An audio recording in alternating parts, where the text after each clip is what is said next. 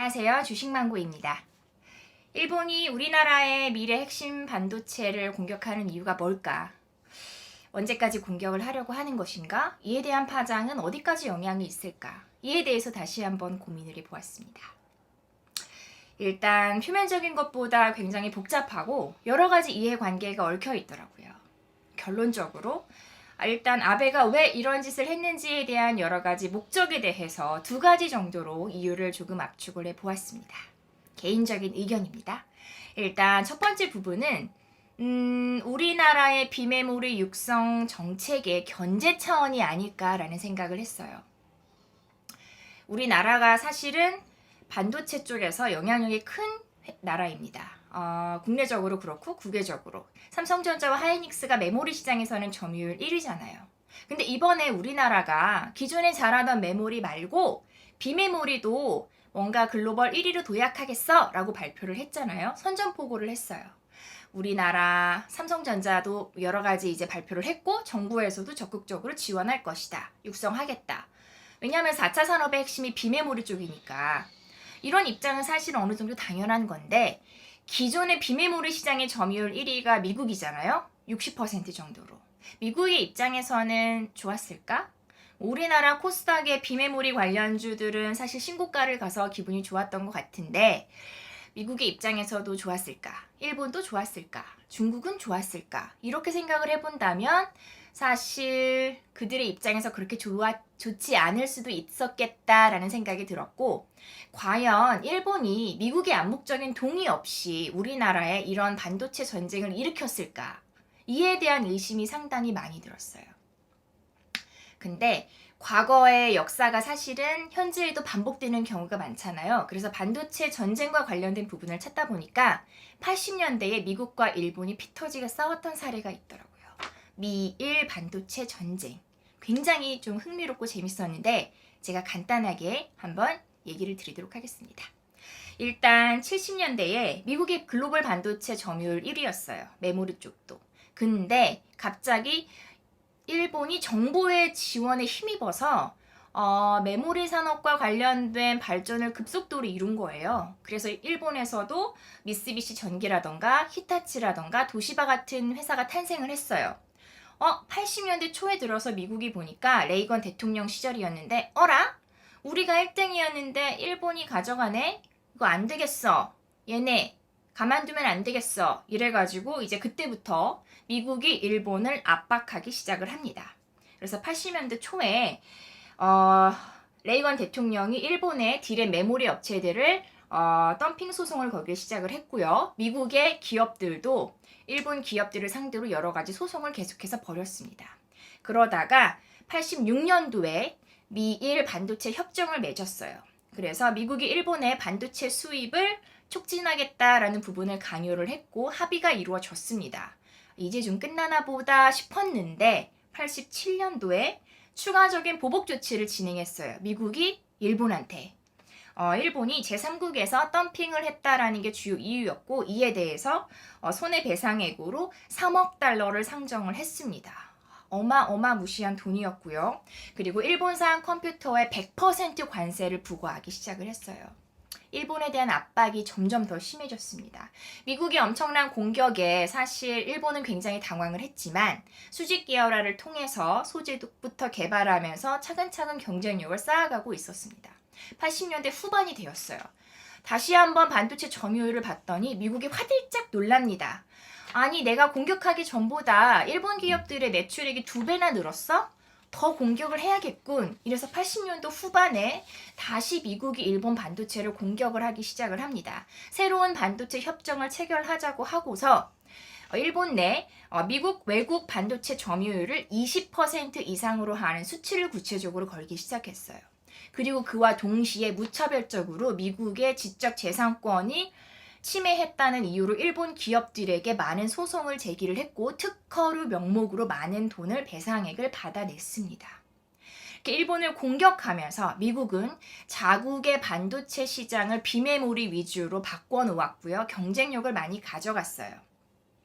그리고 그때 인텔이라는 회사가 탄생을 하면서 미국에서 독보적인 반도체 회사로 자리 잡기 시작을 했고, 우리나라는 일본이 당황한 틈을 타서 그때 삼성전자가 메모리 반도체를 추격하기 시작합니다.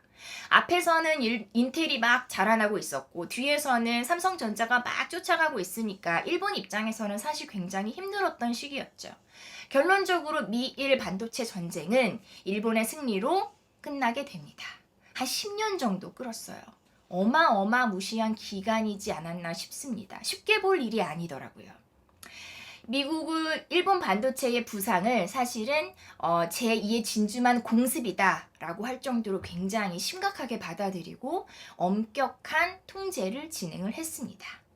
미중 무역 분쟁 같은 경우도 미국이 표면적으로는 무역 적자가 심하다라는 걸 걸었잖아요. 그래서 어느 정도 그 부분에 있어서 소규모의 달성한 이후로는 사실 정권이 바뀐 이후에 트럼프가 되든 트럼프가 아니 되든 중국계 4차 산업과 관련된 여러 가지 태클을 계속해서 진행할 가능성이 크지 않을까.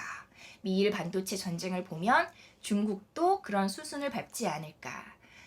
반도체 전쟁이 굉장히 길어지겠구나, 패권 다툼이 길어지겠구나 라는 생각을 했습니다.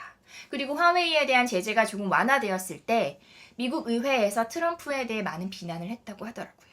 트럼프만의 문제가 아닌 겁니다. 그래서 이런 전쟁을 통해서 미국은 비메모리 반도체의 60%의 시장 점유율을 얻었고, 일본은 무너지긴 했지만 소재 강국으로 자리를 잡았는데, 이런 와중에 우리나라가 메모리에 이어서 비메모리까지 갖겠어 라고 하니까 사실은 기존의 반도체 질서를 조금 어지럽힐 수 있는 이야기잖아요. 그리고 최근에 삼성이 비메모리와 관련된 수주가 늘어나고 있기 때문에 미국의 입장에서도 사실은 그렇게 좋지만은 않았을 것 같고, 이런 상황이라면 미국이 암묵적으로 일본에게 동의를 한 것이 아닌가라는 개인적인 의심을 계속해서 하게 되는 것 같습니다. 첫 번째 이유는 아베의 개인적인 입장과 관련돼서 이런 상황이 발생하지 않았나라는 생각을 했습니다. 일본에서 아베의 인기가 굉장히 높았었잖아요. 최근에 지지율이 좀 많이 떨어지고 있다고 하더라고요. 여러 가지 이유가 있겠지만 핵심만 얘기를 드리자면 7월 21일 날 참의원 선거가 예정이 되어 있습니다. 근데 아베 정권에서 가장 핵심적으로 내세웠던, 갖고 싶었던 부분이 바로 전쟁 가능한 국가로의 개헌이에요. 근데 일본 내부에서는 사실 이에 대한 반대 의견이 50%가 넘더라고요. 근데 지금 아베와 관련된 지지율이 계속 떨어지고 있는 상황이라 아베가 여러 가지로 굉장히 곤란한 상황에 빠져 있는 것 같습니다. 게다가 최근 일본 내에서는 연금 지급액이 부족하다라는 보고서가 나와서 노인의 나라잖아요. 노령화가 굉장히 심각한데 내가 받을 연금이 부족해? 이에 관해서 사실은 일본 시민들의 여러 가지 불만들이 많은 것 같아요. 그러니까 일본 시민들은 연금 지급액이 부족하다는 게 가장 핵심 쟁점인데 아베 입장에서는 개헌이 가장 핵심적인 거예요. 전쟁 가능한 국가로의 변신. 그래서 참의원 선거가 사실은 굉장히 중요해진 거고요. 10월 21일 날 참의원 선거에서 만일에 아베 쪽에서 3분의 2 이상 의석을 확보하게 된다면 아베는 이러한 개헌을 발의하고 통과시킬 만한 가능성이 높아진 거예요. 그래서 아베 입장에서는 이번 선거에서 무조건 3분의 2 이상의 의석 자리수를 차지를 해야 되는 거고요. 근데 최근에 오사카에서 열린 미중 정상회담? 사실은 원래는 이제 그 G20 정상회담이었죠. 여기에서 아베가 뭔가 외교적으로 되게 잘해. 미국과 중국이 싸우는데 일본이 중간에서 중재자 역할을 뭔가 하는 것 같다라는 그런 분위기를 사실은 풍기고 싶었을 텐데 예상 외로 막 트럼프가 판문점으로 넘어가서 정은이랑 만나서 악수하고 네가 미국 대통령 처음이야 막 이러니까 아베 입장에서는 이게 되게 황당한 거죠. 기분이 되게 나빴을 거예요. 그래서 이 계획도 안 되는구나 싶어서 생각해낸 게 뭔가 반도체 소재를 국가 안보와 연관시키고 또 북한과 연관시켜서 한국과 일본의 고질적인 역사적인 그런 부분을 다시 한번 재해석시켜서 논란을 일으키고 싶고 이로 인해서 사실 그 분열된 시민들의 의견을 한데 모으고 싶지 않았을까 이런 생각이 들더라고요.